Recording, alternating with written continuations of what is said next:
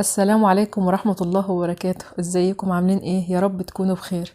النهاردة هنعمل مع بعض اقراص الكيك بالشوكولاتة، تحلية سهلة وسريعة، بدون زيت، بدون زبدة، بدون فرن، بدون خلاط.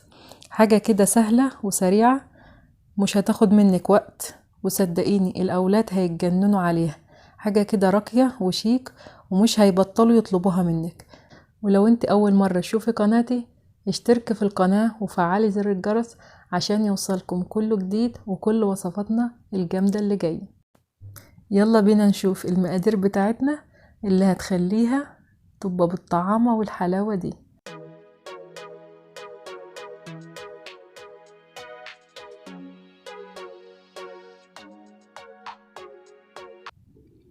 معايا بيضتين كبار بدرجة حرارة الغرفة، هحط عليهم كوباية الا ربع سكر عادي مش مطحون ولا حاجة، وهحط عليهم فانيليا، وهضرب،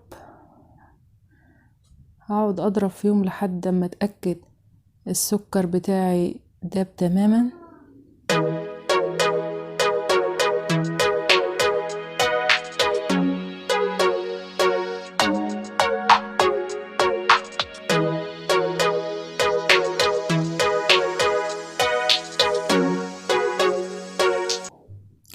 كده خلاص السكر اتأكدت ان هو داب كويس معايا وتجانسه معايا كويس. هحط كوباية وربع دقيق، عليهم معلقة بيكنج باودر، هحط معلقتين كبار كاكاو خام، وهنخلهم كده زي ما انتوا شايفين كده، هنخلهم كويس. وبعدين هبتدي اقلب الخليط بتاعي كله مع بعض كده كويس لحد ما احس ان هو ابتدى ان هو يتقل معايا. هكون محضرة جنبي كوباية من اللبن، هبتدي احط اللبن شوية بشوية تدريجيا كده.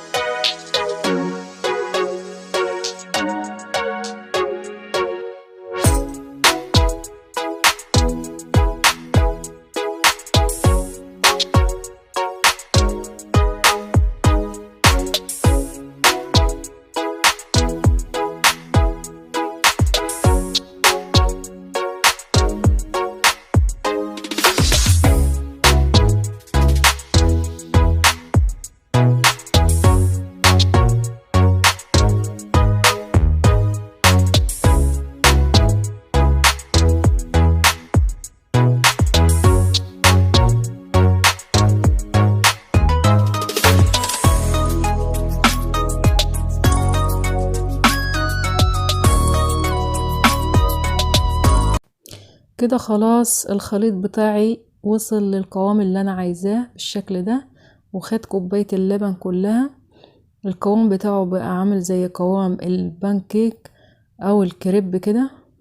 معايا هنا ازازة فاضية، هتاخدي الغطية بتاعتها بالشكل ده، هتعملي فيها فتحة كده، وهحط الخليط بتاعي كله في الازازة. وبعدين هتكون معايا طاسة تيفال، الطاسة هتكون سخنة مولعة يا جماعة، والنار بتاعتنا هادية خالص. هتكون معايا طاسة تيفال عشان ما تلزقش معايا. هحط بالشكل ده، حابة تحطي صغير زي ما انت حابة، حابة تكبريه شوية زي ما انت عاوزة بالشكل ده. بعدين هيبتدي ان هو يعمل فقاقيع بالشكل ده او اخرام بالشكل ده. اهم حاجة تكون الطاسة معايا الاول سخنة كويس جدا، وبعدين هكون مهدية النار خالص، هتكون معايا سباتيولا، هحط السباتيولا من تحت كده بالراحة وهقلبها بالشكل ده اهو كده بالراحة خالص زي ما انتوا شايفين كده. وبعدين هبتدي ان انا اطلعهم بالشكل ده. ما تفتكروش ان هو هيكون زي البسكوت ناشف، هو طري خالص وهش جدا بالشكل ده واسفنجي خالص. وهكون محضرة فوطة نظيفة هحطهم عليها بالشكل ده، وهكون اخليهم لما يهدوا معايا خالص، وبعدين هغطيهم بالفوطة عشان ما ينشفش معايا ويكون زي البسكوت. ويا جماعة زي ما انتوا شايفين كده،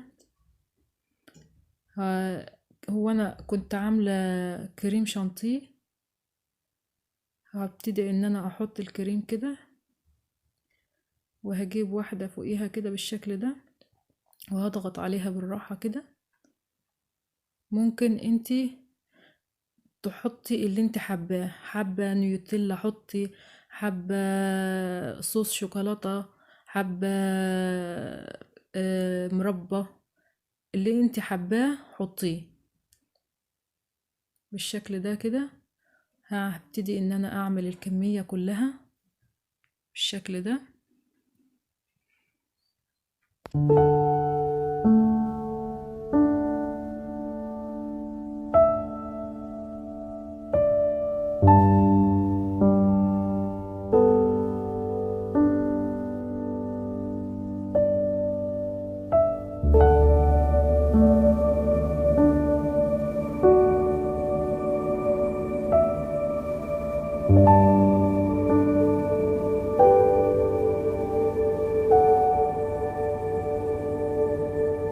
هنا هبتدي ان انا اكون عاملة الشوكولاتة بتاعتي، هكون مسيحاها طبعا على حمام مائي.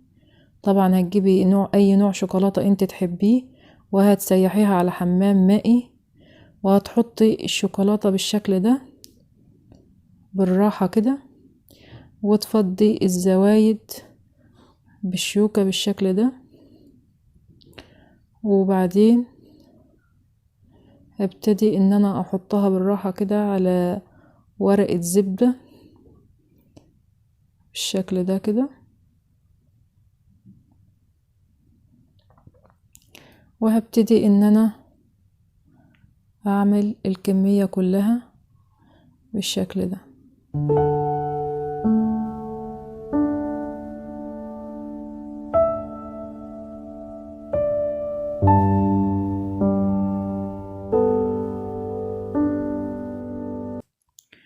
طبعا الجو برد فالشوكولاتة هتمسك معاكي بسرعة، ولو الجو حر في الصيف مثلا هتحطيها شوية في التلاجة. هنا هتحط عليها اي مكسرات انت حباها، او هتجيبي شوكولاتة بيضة وهتزيني بيها، او مثلا صوص شوكولاتة برضو وتزيني بيه بالشكل ده كده اهو زي ما انتوا شايفين كده. شكلها حلو قوي والاولاد هيتجننوا عليها وهيخطفوها خطف. بصراحة طعمها يعني رهيب،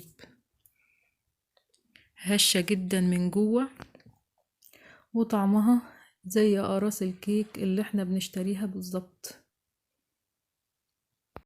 اتمنى تكون الوصفة عجبتكم، وان شاء الله اشوفكم في فيديو جديد.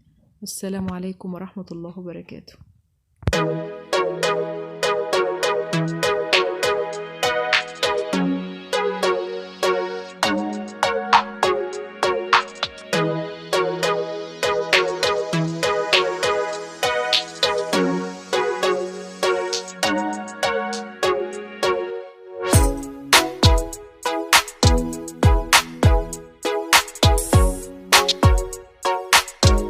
السلام عليكم.